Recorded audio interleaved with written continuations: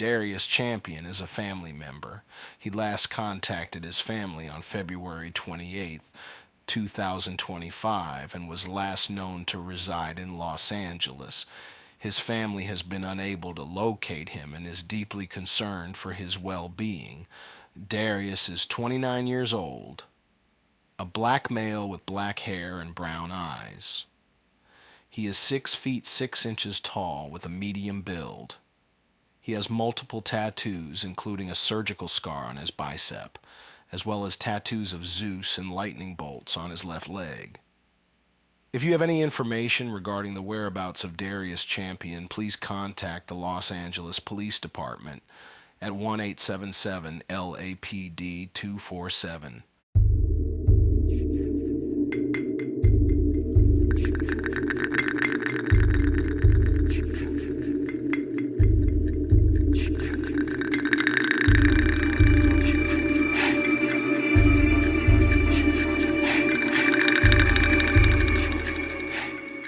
Hey, this is Tony from the Cold Case Project, where we focus on unsolved cases across the United States.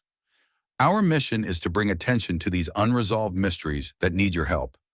All the information we cover in these cases is readily available on the internet, but we rewrite and repurpose it for the purpose of these videos. Our goal is to spread the word about the thousands of unsolved cold cases still out there. Thank you for watching. If you want to help shed light on these cases, make sure to like and subscribe for more content. Your support can make a difference.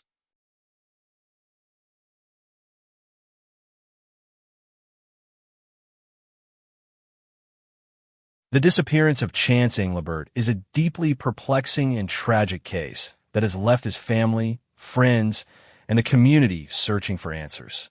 Chance, a 25-year-old father, husband, and hardworking man, vanished on July 6th, 2019, under mysterious circumstances in Gering, Nebraska. His story is one of a young man with a bright future, a loving family, and a life full of promise, but is also a story of unanswered questions, conflicting theories, and a search that has yet to yield closure. This case has sparked intense speculation, divided opinions, and a desperate plea for answers from those who knew and loved him. Let's dive deep into the details of Chance's life, the events leading up to his disappearance, and the ongoing efforts to find him.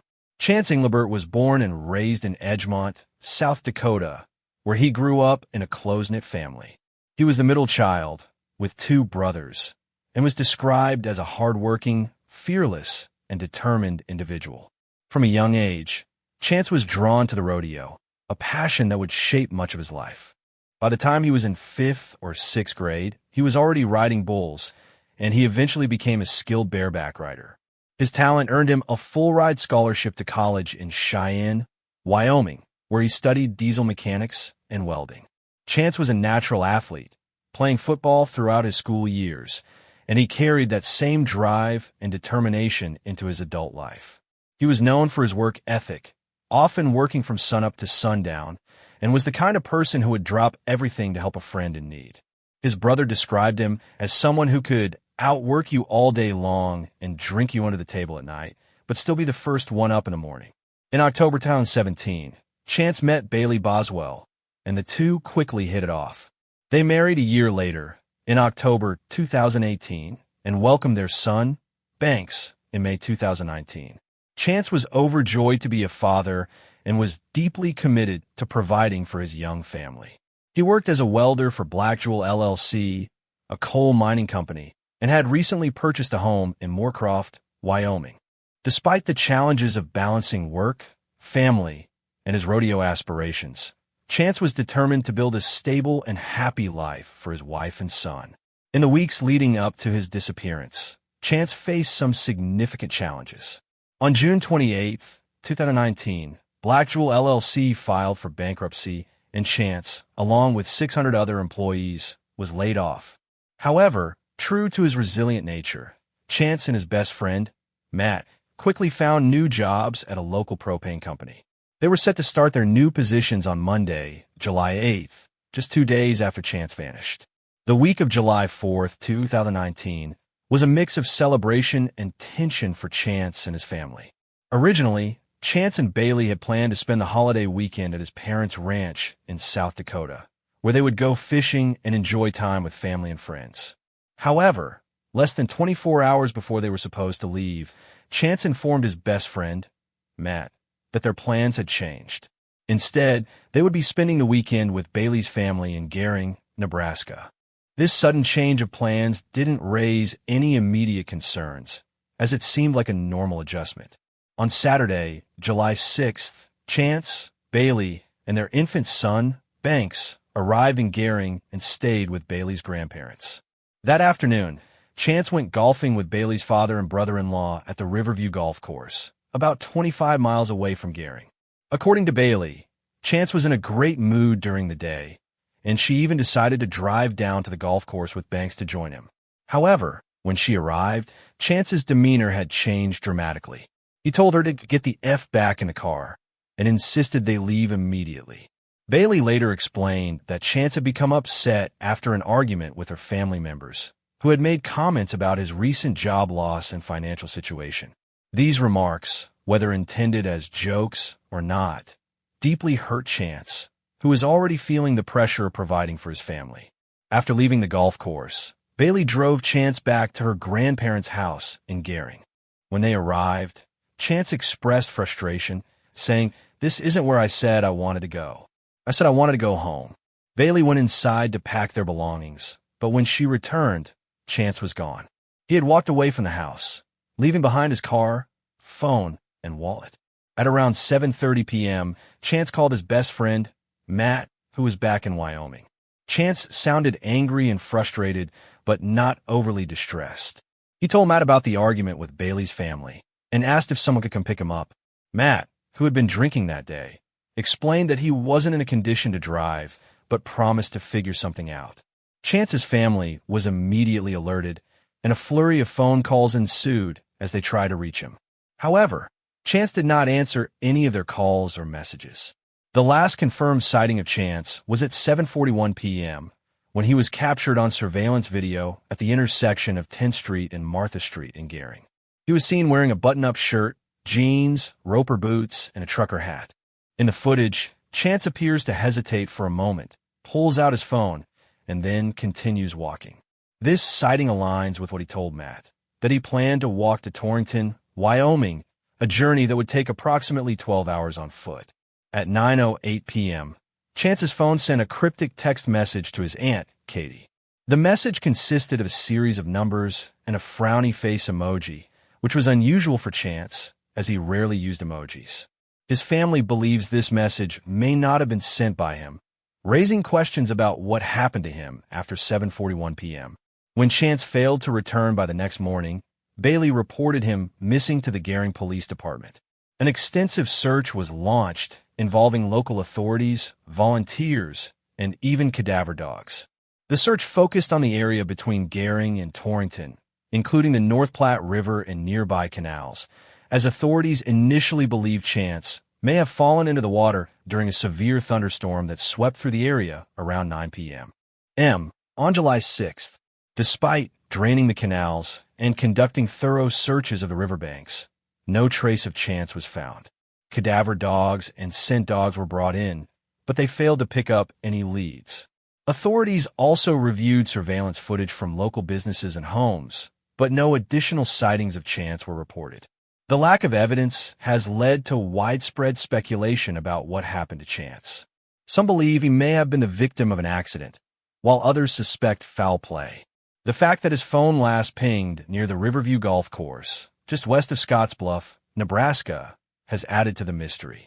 The phone was turned off shortly after the last ping, and there has been no activity on his bank accounts or credit cards since his disappearance. One of the leading theories is that Chance may have fallen into the North Platte River or a nearby canal during the storm. However, the thorough searches of these areas have yielded no results, and the presence of dams along the river makes it unlikely that his body would have been carried far without being discovered. Many, including Chance's family and friends, believe that foul play may have been involved.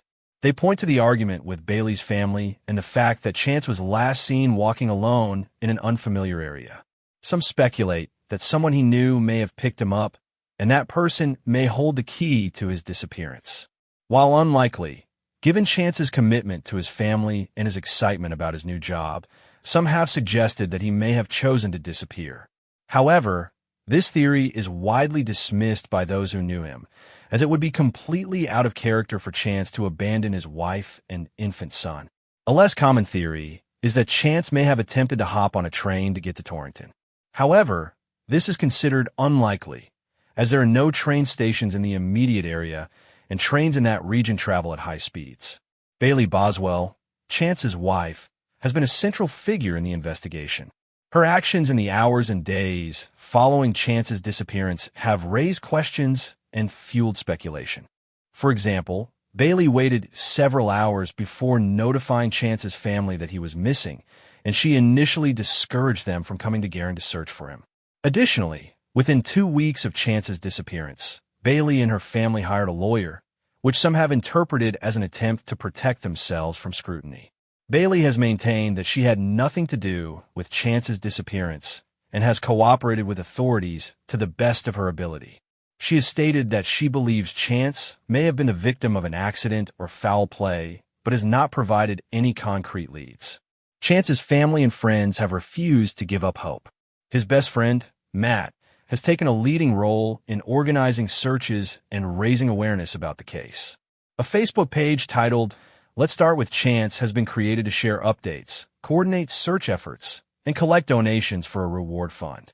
As of now, over $16,000 has been raised to offer as a reward for information leading to Chance's whereabouts.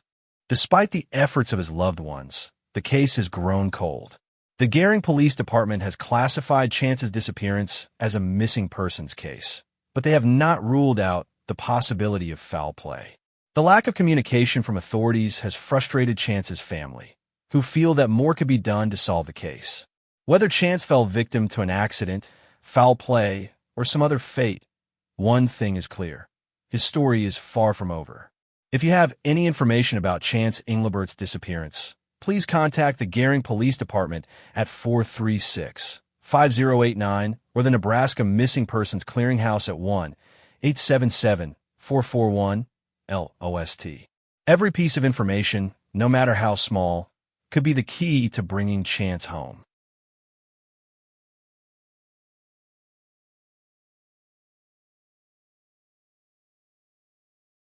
The disappearance of Gina Boss is one of those haunting mysteries that lingers in the minds of those who hear it. A story that feels ripped from the pages of a crime thriller, but is tragically real. Gina was a woman who seemed to have it all together: a loving mother, a talented musician, and someone who was finally seeing her life turn around after a series of struggles. But on the night of October 16th, 2000, Gina vanished without a trace, leaving behind a trail of questions and a family desperate for answers. Gina had spent the evening at Duggan's Pub, a place she knew well. She had worked there on and off over the years and was a regular performer during open mic nights. That night, she was in high spirits. She had recently been promoted to assistant manager at a local Kinko's. Her name had reached the top of the list for a Habitat for Humanity home, and her relationship with her boyfriend, Michael Johnson, was going well. Life was looking up. She arrived at the bar around 5:30 p.m. to attend a baby shower for a friend. The event went smoothly, and Gina was her usual outgoing self, chatting with friends and catching up with her ex-husband, David Boss, who was also at the bar. David left around 11 p.m., but Gina stayed, eventually taking the stage to perform a few songs. Her smoky voice filled the room, and the crowd loved her. She even discussed the possibility of recording some tracks for an album with a band she was friends with. By 1 a.m., the bar was closing, and Gina prepared to leave. She packed up her guitar and sheet music, said her goodbyes, and walked out into the cool October night. Witnesses saw her cross the street toward her car, a light green 1997 Saturn parked less than 50 feet away. But that was the last time anyone saw Gina Boss. Gina was supposed to pick up Michael, who had stayed home after a minor argument earlier in the evening. When she didn't show up, Michael assumed she had decided to go straight home. But by the next morning, Gina still hadn't returned. Her pager, which she had left at home, began buzzing repeatedly as Michael tried to reach her. The sound woke Gina's children, who quickly realized their mother was missing. Panic set in. Gina was a devoted mother who would never leave her children without explanation. Michael and Gina's close friend, Danny Kraus, rushed to Duggan's pub to search for clues. They found Gina's car parked across the street, the trunk slightly ajar. Inside were her guitar and sheet music, items she would never have left behind willingly. Her purse, however, was nowhere to be found. The Lincoln Police Department was called, and an investigation was launched. But from the very beginning, the case was baffling. There was no sign of struggle, no blood, no witnesses who saw anything unusual. It was as if Gina had simply vanished in a thin air. The police immediately classified Gina's disappearance as suspicious. They interviewed everyone who had been at the bar that night, including the band members, employees, and patrons. But no one reported seeing anything out of the ordinary. The bar's surveillance system, which could have provided crucial footage, was not operational at the time. Gina's family and friends were adamant that she would never have left voluntarily. She was excited about her recent promotion, her new home, and her relationship with Michael. She had no history of drug use or erratic behavior. If anything, she was more focused and determined than ever. As the days turned into weeks, the investigation grew more desperate. Flyers were posted, T-shirts were printed, and reward funds were established. Gina's family organized a candlelight vigil on the one-year anniversary of her disappearance, hoping to keep her case in the public eye. But despite their efforts, leads were few and far between. Over the years, several theories have emerged about what might have happened to Gina. Some believe she was abducted by a stranger, possibly someone who had been watching her at the bar. Others think she was targeted by someone she knew, a former lover, a jealous acquaintance, or even someone with a grudge. One of the most compelling theories is that Gina was lured away by someone she trusted. Her sister, Janelle, believes that Gina may have been asked to step aside for a quick conversation or to get into a car for a ride. Once she was alone with this person, something went terribly wrong. Detective Greg Sorensen, who worked on the case for years, has stated that he believes Gina was killed by someone she knew. He has even suggested that he knows who the killer is, but lacks the evidence to make an arrest. I think she knew who her assailant was, Sorensen told Dateline NBC. He knows that I know, but he also knows that I don't have enough to arrest him yet. Gina's disappearance has left a gaping hole in the lives of her family and friends. Her children, who were just 11, 9, and 7 at the time, have grown up without their mother. Her parents, siblings, and extended family have spent years searching for answers, clinging to the hope that one day they will find out what happened to her.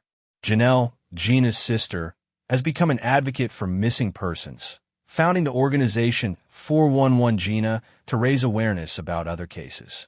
She has organized concerts, tours, and vigils, all in an effort to keep Gina's memory alive and to help other families who are going through similar tragedies. More than 2 decades later, Gina's disappearance remains unsolved. Her case is a stark reminder of how fragile life can be and how quickly someone can vanish without a trace. Despite the passage of time, her family continues to search for answers, refusing to give up hope. If you have any information about the disappearance of Regina Boss, please contact the Lincoln Police Department at 402-441-6000 or Nebraska Crime Stoppers at 1-800-422-1494. Someone out there knows what happened to Gina, and it's time for the truth to come to light.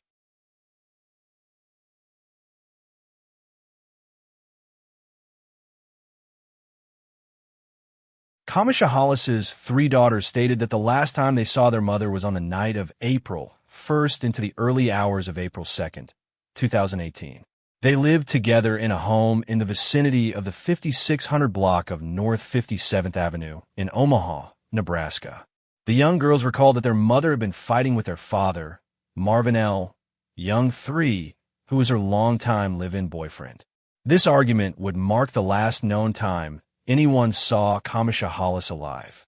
The children later revealed disturbing details about that night. Young gave each of them a purple liquid medicine, even though they weren't sick. The 8-year-old and 6-year-old drank the medicine and quickly fell asleep. However, their oldest sister, a 10-year-old, became suspicious and spat hers out, deciding to stay awake for as long as she could. As she watched from her bed, she saw her parents' fight escalating. Young was holding a steel-toed boot, a household object he often used to hurt Hollis. Their voices grew louder, and the argument intensified. At some point, Young noticed that his 10-year-old daughter was still awake. Realizing she had not gone to sleep, he gave her another dose of the purple medicine. This time, she began to drift off. But before completely losing consciousness, she distinctly heard the sounds of her father violently attacking her mother. The terrible sounds of physical abuse were the last thing she heard before succumbing to the forced drowsiness. The next morning, at approximately 8 a.m., the children woke up to find themselves completely alone in the house. Their mother was gone. Her car, a red four-door 2018 Hyundai Elantra with the Nebraska license plate number VSF 459, was also missing, along with the 10-year-old's cell phone. The home was eerily quiet, and there was no sign of their mother returning. The police were called to the house at around noon that same day. When officers entered the residence, they discovered alarming evidence suggesting that a violent crime had occurred. They found blood inside the home, along with 2 spent shell casings. In addition, they discovered a bottle of an over-the-counter sleep aid called Sleep Time. The bottle specifically warned that it should not be given to children under 12 years old, yet it had clearly been administered to the 3 girls the night before. Investigators theorized that Young had intentionally drugged the children to keep them from witnessing or interfering with whatever had happened to Hollis. The search for Kamisha Hollis quickly intensified. On April 5th, just 3 days after she had disappeared, police located her vehicle in a parking lot of the 402 Hotel, situated in the 2200 block of Douglas Street in downtown Omaha. It had been abandoned. An extensive search of the area was immediately launched, but no sign of Hollis was found. Investigators later revealed that they had obtained surveillance footage from the hotel parking lot. The footage showed Young arriving at the location, abandoning Hollis's vehicle, and placing her purse in the trunk before leaving the scene on foot. This crucial evidence further supported investigators' suspicions that foul play had been involved in Hollis's disappearance. When police finally located and questioned Marvin Young, his behavior was erratic and uncooperative. He refused to provide any useful information about Hollis's whereabouts. Instead, he grew aggressive, threatening to physically attack the officers. His behavior escalated further when he was placed in handcuffs. He attempted to fight the officers and even banged his head against a thermostat inside the police interview room, causing damage to the facility. Young was subsequently arrested and charged with multiple offenses, including 3 counts of child abuse by neglect, for leaving his 3 young daughters home alone, and for administering an adult sleep aid to them. He was also charged with 3 counts of domestic disturbing the peace and 1 count of criminal mischief under $500 for the destruction he caused at the police station. These charges, while serious, did not yet include homicide, as investigators were still working to gather enough evidence to charge Young with Kamisha Hollis's murder. Following Young's arrest, the Nebraska Department of Health and Human Services intervened in the case of the couple's 3 daughters. Given the high risk of harm if they remained in Young's care, the court ruled that they should become wards of the state. Hollis's mother stepped in to care for them, taking them into her home and providing them with the support they needed in the wake of their mother's disappearance and their father's arrest. Hollis's family later spoke about her troubled relationship with Young. They described him as controlling and abusive, stating that Hollis had been trying to find a way to leave him. Her loved ones had repeatedly urged her to end the relationship, even offering her a safe place to stay if she decided to leave. However, like many victims of domestic violence, Hollis had struggled to escape the cycle of abuse. Her family remained adamant that she would never have willingly abandoned her daughters, further reinforcing their belief that she had met with foul play. As the investigation continued, police built their case against Young. Then, in June 2019, a major breakthrough occurred. Young was officially charged with first-degree murder in connection to Hollis's presumed death. Though her body had not been found, The overwhelming evidence pointed to homicide. In March 2022, Marvin Young pleaded no contest to multiple charges, including manslaughter, 3 counts of child abuse, and 3 counts of evidence tampering. As a result of his plea deal, he was sentenced to 23 years in prison. However, due to credit for time already served while awaiting trial, he is expected to serve only between 11 and 15 years of that sentence, a fact that outraged Hollis's grieving family and supporters, who felt the punishment was far too lenient given the gravity of the crime. Despite Young's conviction, Kamisha Hollis's body has never been located. Law enforcement officials have not given up on the search, and they continue to seek information that could lead to the discovery of her remains. The case remains open in that regard, and anyone with information is encouraged to come forward. Foul play is strongly suspected in her case due to the circumstances surrounding her disappearance. Although Young has been convicted, the search for Kamisha herself continues.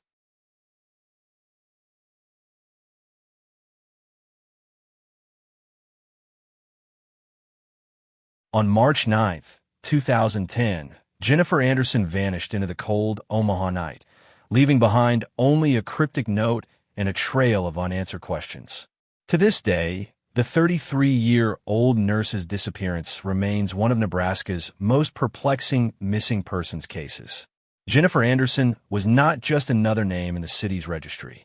She was a dedicated registered nurse at Methodist Hospital, known for her compassionate nature and unwavering dedication to her patients. Originally from Sutton, Nebraska, Jennifer had moved to Omaha, a 2-hour drive from her hometown, to pursue her career. However, beneath her successful professional life, Jennifer was grappling with personal struggles. In early March 2010, Jennifer was dealing with depression. Her emotional state had deteriorated to the point where her parents decided to come and stay with her in her apartment near 120th Street and Blondo Street. They hoped their presence would provide her with some stability and support. But on the night of March 9th, around 1 a.m., Jennifer left a note for her parents, stating that she was going out for a drive. It was the last communication she ever made. When Jennifer did not return home, her family grew increasingly worried. Days passed with no sign of her. And then, on March 15th, a major breakthrough came. Jennifer's maroon 2001 Chevrolet Lumina was found abandoned near Rick's Boatyard Cafe in the 300 block of Riverfront Drive, east of the Quest Center.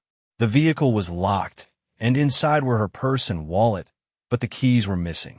What was most troubling was the location. Rick's Boatyard Cafe was situated near the Missouri River, an area that, while scenic, carried an eerie undertone when tied to a missing persons case. Authorities conducted extensive searches in and around the river, but there was no sign of Jennifer. Law enforcement officials found themselves at a standstill. Jennifer had left behind her cell phone, and there was no activity on her credit cards or bank accounts after her disappearance. With no eyewitnesses and no clear signs of foul play, theories regarding her fate varied widely. While the authorities did not immediately suspect criminal involvement, Jennifer's family was adamant that she would not have left without contacting someone. They believed something had happened to her that night, something sinister or tragic. Several theories have emerged over the years, each attempting to explain Jennifer's disappearance. Despite law enforcement's initial stance that foul play was unlikely, Jennifer's family and some investigators believe that she may have encountered danger that night. Was there someone she met up with? Could she have been harmed after leaving her car? Some missing persons cases involve individuals choosing to start a new life elsewhere, but there's no indication that Jennifer had the means or intention to do so. Abandoning her wallet, purse, and vehicle would make it extremely difficult for her to survive undetected. More than a decade has passed since Jennifer Anderson was last seen. Her case remains open, haunting her loved ones who still seek closure. The Douglas County Sheriff's Department continues to encourage anyone with information to come forward, but leads have grown cold over the years. Despite the lack of concrete evidence, one thing remains certain: Jennifer Anderson did not simply vanish into thin air. Someone, somewhere, knows what happened that night in March 2010. If you have any knowledge about Jennifer Anderson's disappearance, please contact the Douglas County Sheriff's Department at 402-444-6000.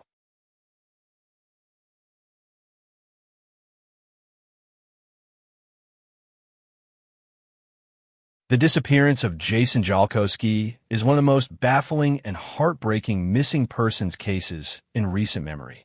On June 13, 2001, the 19-year-old Omaha, Nebraska resident vanished without a trace during a short walk to meet a coworker.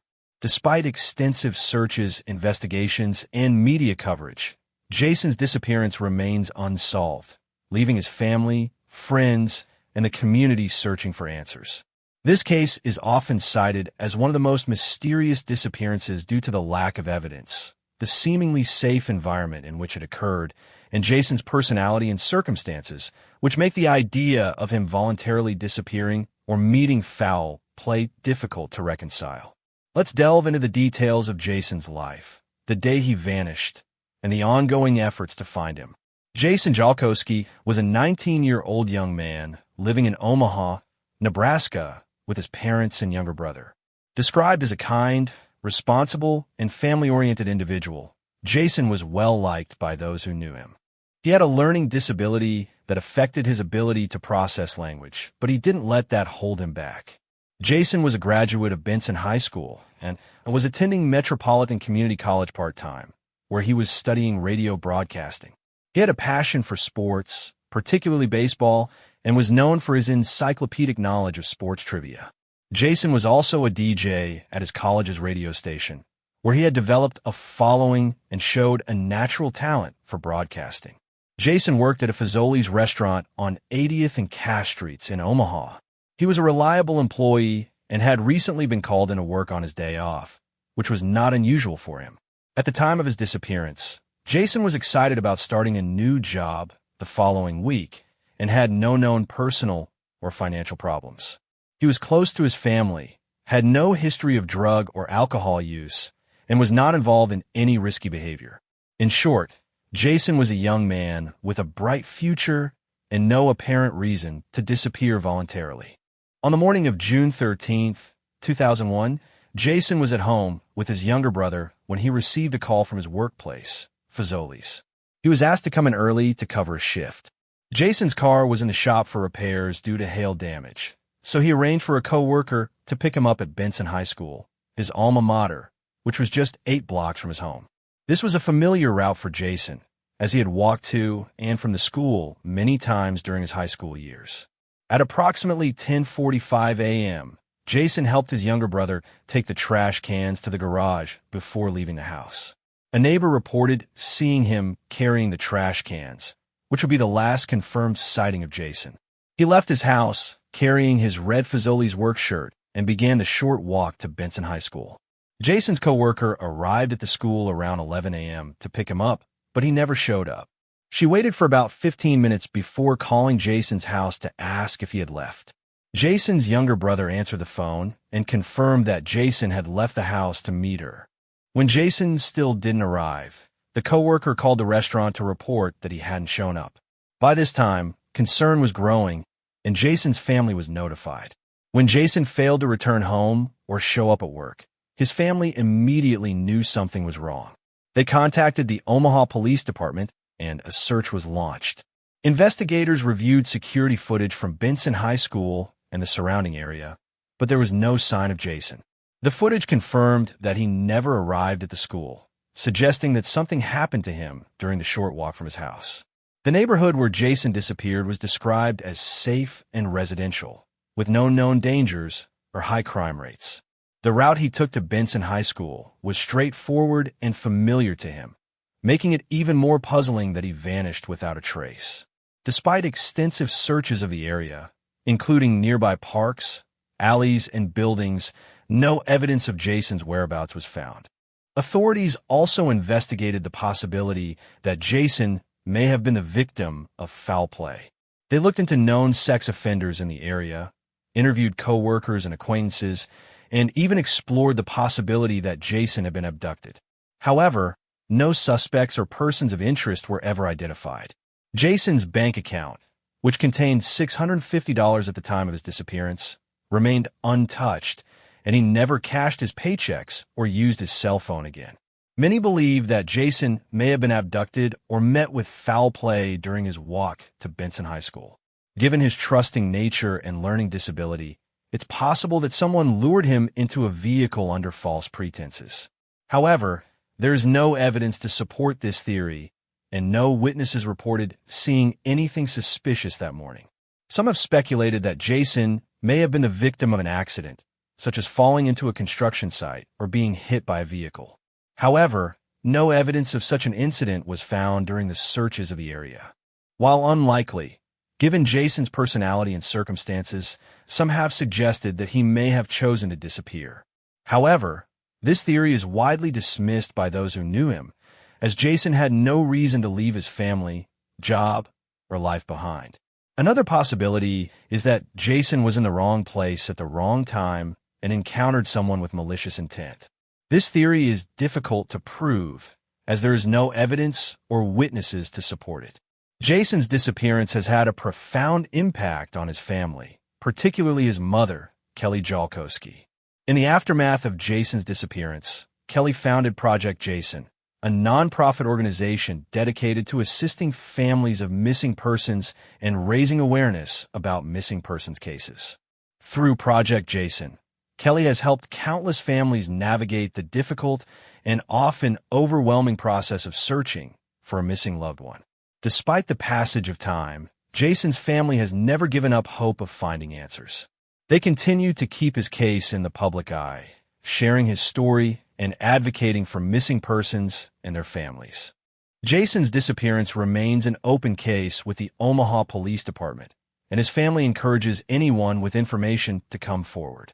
If you have any information about Jason Jalkowski's disappearance, please contact the Omaha Police Department at 444-5600 or Project Jason at 932-0095.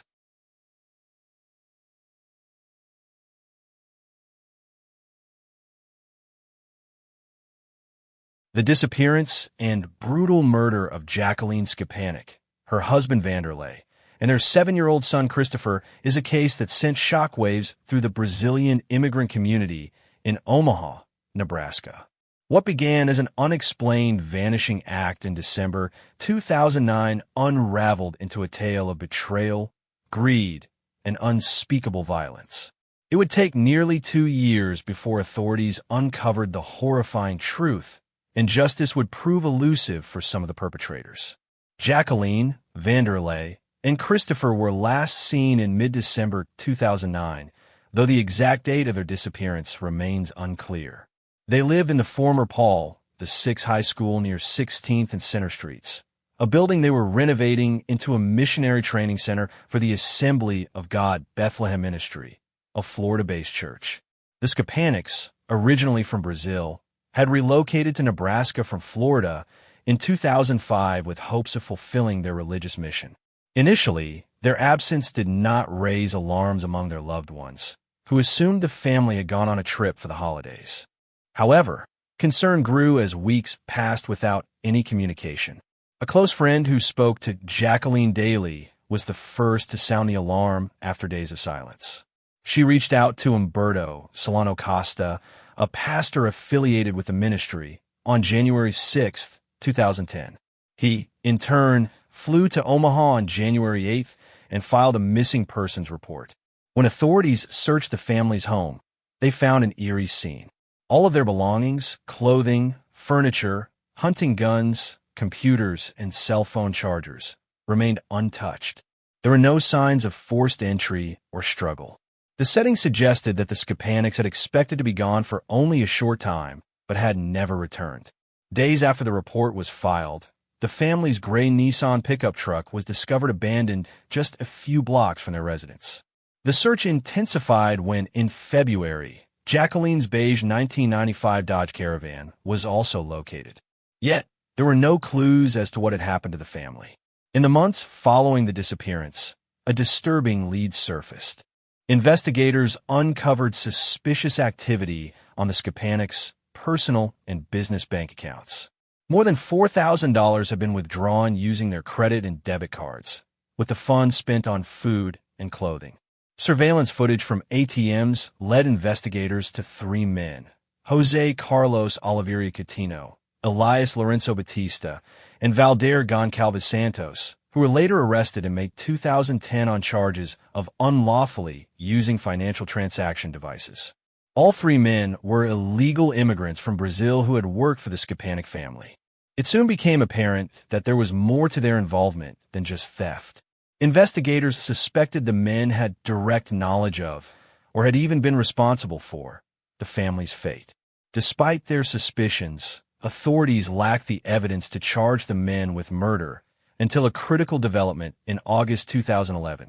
Goncalves Santos, one of the suspects, confessed. In exchange for a reduced charge of second-degree murder and a 20-year prison sentence, he provided a chilling account of what had transpired. According to his confession, he, Oliveira Coutinho, and Lorenzo Batista had conspired to kill Vanderlei Scanic over financial disputes. They believed Vanderlei had been underpaying them for their work. On the day of the murder, they brutally beat Vanderlei to death in front of Jacqueline. Later that day, they hanged both Jacqueline and Christopher before disposing of their bodies in the Missouri River. Goncalves Santos's confession provided the necessary evidence to charge Oliveira Coutinho and Lorenzo Batista with first-degree murder. However, justice would remain incomplete for some. By the time authorities were ready to prosecute the remaining suspects, Lorenzo Batista had been deported to Brazil. This posed a major legal obstacle, as Brazilian law prohibits the extradition of its citizens for crimes committed abroad. With no means to bring him back to the United States, he evaded trial and remained free in Brazil. Oliveira Coutinho, believed to be the ringleader of the plot, was convicted of 3 counts of first-degree murder. He received 3 life sentences in prison.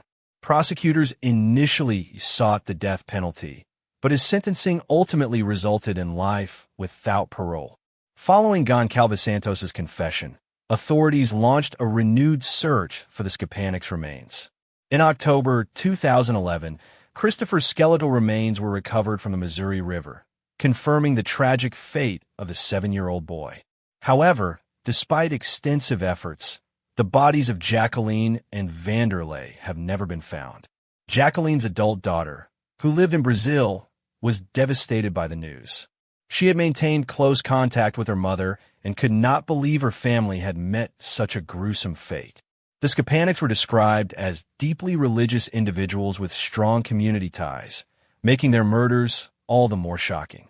While justice was partially served, with one perpetrator behind bars and another having confessed, the fact that Lorenzo Batista remains free in Brazil continues to haunt the case. The unsolved question of where Jacqueline and Vanderlei's remains are still lingers.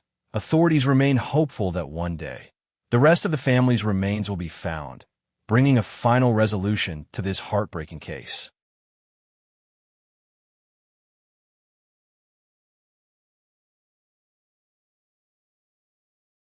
Marilyn Alexander was last seen on the evening of September 21, 2001, while watching a football game in Lincoln, Nebraska. That night would be the last time anyone reported seeing or hearing from her. At first, authorities suspected that Alexander had gone on the run to avoid legal consequences. Shortly before she vanished, she had allegedly stolen money from the Time Saver gas station where she worked. Within the same week that she disappeared, a warrant had been issued for her arrest in connection with the theft. Given this, law enforcement initially believed that she may have left voluntarily to evade capture. However, her family has always maintained that this theory was unlikely. Roughly a month after her disappearance, a crucial discovery was made. Alexander's Ford Escort was found abandoned in a remote field north of Red Cloud, Nebraska. The car was well hidden among trees and appeared to have been sitting in that location for at least a couple of weeks. Inside the vehicle, investigators found a money bag containing uncashed checks, but no cash. There were also beer cans scattered inside the car, but no clear indication of what had happened to Marilyn. Though Alexander had faced personal struggles, including issues with alcohol and gambling, her family has never accepted the idea that she voluntarily disappeared. The most compelling reason for their doubt is the fact that she left behind all of her personal belongings, including a particular pillow she was known to refuse to sleep without. Most significantly, she also left behind her 4 children, something that her loved ones insist she would never have done by choice. While it was true that Marilyn had a history of temporarily disappearing for short periods, her family insists that she had never been gone for long stretches of time and always maintained contact. Her abrupt and prolonged absence, paired with the discovery of her abandoned vehicle, led her loved ones to believe that something far more sinister had taken place. Suspicions soon fell on Marilyn's husband, as her family believed he may have played a role in her disappearance. Despite their concerns, police noted that he had cooperated with the investigation and had passed a polygraph test. No substantial evidence was found to link him to any wrongdoing. Since then, both Marilyn's husband and her father, a former police officer, have passed away, taking with them any potential insights they may have had into her case. As the years have passed, Marilyn Alexander's disappearance remains unsolved. The circumstances surrounding her case leave more questions than answers, and with no new developments, her fate remains a troubling mystery.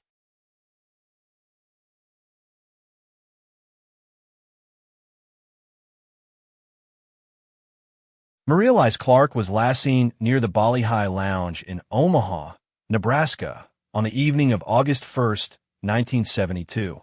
Witnesses reported that she entered a car with Chicago, Illinois, license plates, and from that moment forward, she was never heard from again. At first, her mother assumed that Maria Elize had simply run away and would return after a few weeks. But as the days stretched into weeks and then months with no word from her daughter, worry set in. Finally, on September 27th, nearly 2 months after Maria Elize was last seen, her family officially reported her missing. There was something strange about Mary Elize's case, something that set it apart from a typical runaway or missing person report. 2 years before she vanished, at just 12 years old, her name had appeared on a federal search warrant as a police informant. According to the Bureau of Alcohol, Tobacco, and Firearms, Maria Elize had given them information about an Omaha-based group called the National Committee to Combat Fascism, a militant offshoot of the Black Panther Party. She allegedly told authorities that the NCCF headquarters contained dynamite and machine guns. Then, in August 1970, just months after the warrant was issued, an explosion rocked Omaha.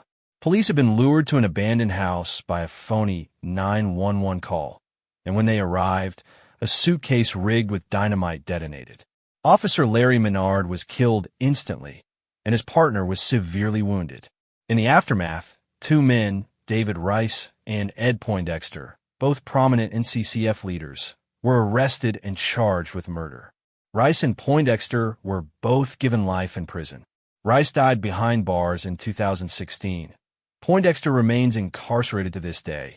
It is unknown whether Mary Elize's alleged connection to law enforcement played a role in her disappearance. Her family disputes the claim that she was an informant and believes the ATF falsely named her in the warrant, putting her in danger. Mary Elize's older sister had dated Poindexter, and it is possible that she visited the NCCF headquarters through that connection. However, her family does not believe she had the knowledge necessary to provide the specific details about weapons and explosives mentioned in the warrant. Decades have passed, and Mary Elize's mother has since died without ever knowing what happened to her daughter. Her case remains unsolved.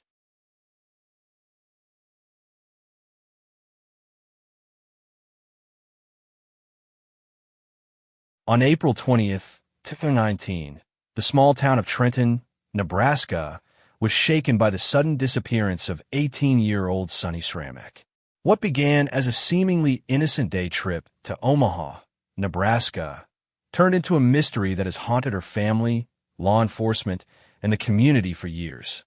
Sonny's story is one of hope, heartbreak, and unanswered questions, a tale that underscores the fragility of life and the enduring pain of not knowing what happened to a loved one.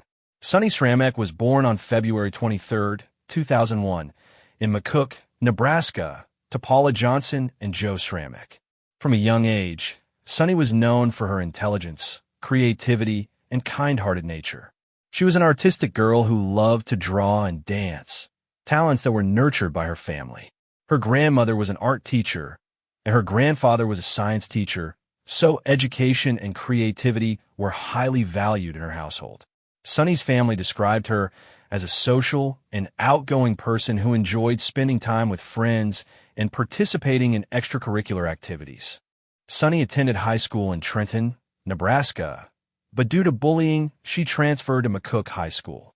Her family's decision to move her to a different school demonstrated their commitment to her well-being and happiness. Despite the challenges she faced, Sunny remained a resilient and optimistic young woman, determined to make the most of her life. As a teenager, Sunny began dating a man more than 10 years her senior. At the age of 17, she married him, believing she had found love. However, the relationship was short-lived, and Sunny soon realized she had married too young. She separated from her husband and moved back in with her mother, Paula Johnson, in Trenton. At the time of her disappearance, Sunny was working on obtaining her GED and planning for a brighter future. She was focused on rebuilding her life and reconnecting with her family. On April 20th, 2019, Sunny agreed to accompany a male acquaintance, Floyd Clifford Cliff Coates Jr., on a day trip from Trenton to Omaha, Nebraska. The purpose of the trip was to pick up Cliff's niece, and the journey would take them approximately 300 miles, or about 4 hours each way. Sunny did not have a cell phone with her at the time, but she borrowed one to call her mother around 12:45 p.m. while they were in Holdridge, Nebraska. During the call, Sunny assured her mother that everything was fine and that she would be home later that night. This was the last time anyone heard from Sunny. According to Cliff's initial account, he and Sunny stopped at the Prairie Flower Casino in Carter Lake, Iowa, between 9 p.m. and midnight. Because Sunny was only 18 years old, below the legal gambling age of 21 in Iowa, she waited in the vehicle while Cliff went inside the casino. When he returned 3 hours later, he claimed Sunny was gone. He said he looked around the area, but could not find her, so he left without notifying the police or anyone else about her disappearance. Later, Cliff changed his story. He claimed that Sunny disappeared when they stopped at an unspecified gas station in Omaha to refuel. He said he went inside to pay for gas, and when he returned, Sunny was gone. Once again, he claimed he did not report her disappearance to the authorities. Floyd Clifford Cliff Coates Jr. is a central figure in Sunny's disappearance, and his criminal history has raised suspicions about his involvement. Coates has an extensive criminal record, with convictions in Kansas, Iowa, and Nebraska for drug and weapons-related offenses, battery, false imprisonment, theft, and more. At the time of Sunny's disappearance, Coates was already a known figure to law enforcement, and his behavior following her disappearance only deepened the mystery. In May 2024, Coates and another man, Dennis Lawson, were charged with evidence tampering and physically intimidating another person. Coates was also charged with conspiracy to distribute a controlled substance, possession of a firearm and furtherance of a drug trafficking crime, possession of ammunition by a felon and a drug user, and possession of a firearm by a felon and a drug user. These charges stemmed from items found during a search of Coates' home and vehicle in connection with Sunny's disappearance. Investigators discovered ammunition in Coates' closet and a handgun with 2 loaded magazines inside a safe in one of his vehicles. Due to his criminal history, Coates is prohibited from possessing firearms or ammunition. The indictment against Coates and Lawson alleges that they altered, destroyed, mutilated, and concealed objects to impair their integrity and availability for use in an official proceeding. However, the court documents do not specify whether this evidence tampering and witness intimidation are related to Sunny's disappearance. Sunny's mother, Paula Johnson, reported her daughter missing the morning after her disappearance. She contacted the Hitchcock County Sheriff's Department, and a search for Sunny began in the areas around Omaha and Iowa. Investigators located the white 2004 Ford Explorer that Sunny and Coates had been traveling in, but there was no sign of Sunny. The vehicle had Iowa license plates with a number HGJ341 and a black rim on the back passenger side wheel. Despite extensive searches and investigations, no trace of Sunny has ever been found. Her family believes she met with foul play, and they have been relentless in their efforts to find answers. They have created a Facebook group called Find Sunny Schramek to raise awareness about her case and share information with the public. The group has become a hub for tips, theories, and support from people across the country who are invested in finding Sunny and bringing her home. Over the years, several theories have emerged about what might have happened to Sunny Sramek. Some believe that Cliff Coates Jr. was directly involved in her disappearance, pointing to his criminal history and the inconsistencies in his stories. Others speculate that Sunny may have been a victim of human trafficking, given Coates' unsavory connections and the circumstances of her disappearance. However, these theories remain speculative, and no concrete evidence has been found to support them.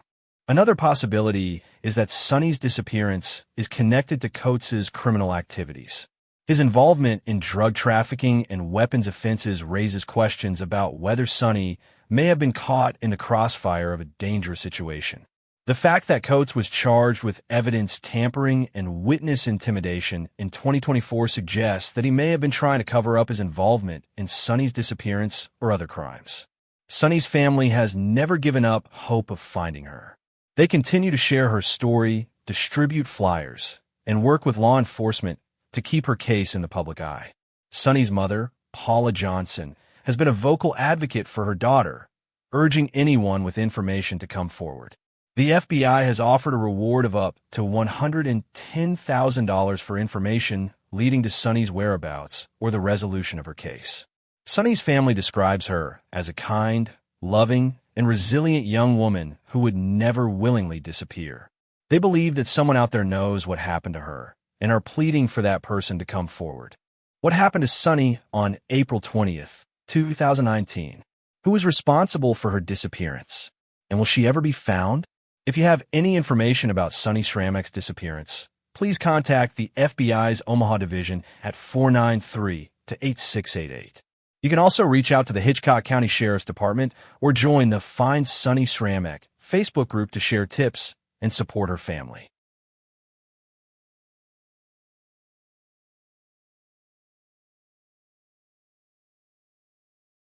Carrie Gerard was last seen on June 13, 1997, when she attended a court hearing in Gering, Nebraska. At the time, she was living with her boyfriend in Scottsbluff, Nebraska. She had been scheduled to appear in court again with her attorney on July 11, 1997, for further legal proceedings, but she never showed up. From that point forward, she was never seen or heard from again. What is particularly strange about Gerard's case is that she was not reported missing until June 30th, 1998, more than a year after she was last seen. This significant delay in reporting her disappearance has made investigating her case much more difficult. Various law enforcement agencies list her date of disappearance differently, with some citing May 5th, 1997, as the day she went missing. This date corresponds with the day she was released on bond from the county jail in Scottsbluff. Prior to her disappearance, Gerard had been involved in legal trouble. She had been convicted of misdemeanor attempted forgery after she stole a check from a man in Gering and cashed it for $500. On May 1st, 1997, a month and a half before she vanished, she attended her sentencing hearing and learned that she would not be granted probation and would instead be required to serve a custodial sentence. Her family was present at the hearing and later stated that she had fully expected this outcome and did not appear upset about it. Following her sentencing, her public defender filed a notice of intent to appeal the decision, arguing that the punishment was excessive for the crime. Gerard was released on bond while the appeal process was underway. However, before any ruling on the appeal could be made, she disappeared. Eventually, the appeal was denied, but by that time, she was already missing and authorities were unable to enforce the sentence. Adding another layer of complexity to Gerard's case is the fact that she was in a physically abusive relationship at the time of her disappearance. Her family had seen her with black eyes and bruises and had expressed concerns for her safety. They described her boyfriend as a monster and stated that they had helped her report the abuse to police on multiple occasions. However, each time, she ended up withdrawing the charges. When questioned by police about her disappearance, her boyfriend was uncooperative. He claimed that Gerard had simply taken her belongings and left one day, giving no indication of where she was going. However, her family found this explanation highly suspicious. They pointed out that she had only about $20 to her name at the time she disappeared, and that she did not own a car or have access to one. It seemed highly unlikely to them that she would have simply left on her own without taking more money, arranging transportation, or contacting anyone. Despite the suspicious circumstances, Gerard's boyfriend was never officially named a suspect in her disappearance, and he was never charged in connection with the case. In 2000, 3 years after Gerard went missing, he died, taking any potential secrets about what may have happened to her with him. Even though Gerard had legal troubles and struggled with substance abuse, both law enforcement and her family strongly believed that foul play was involved in her disappearance. She had always maintained contact with her loved ones, especially her twin brother, whom she called every year on their birthday. She was also known to attend family gatherings, holidays, and other important events. Her sudden disappearance without a trace was completely out of character. Her case remains unsolved,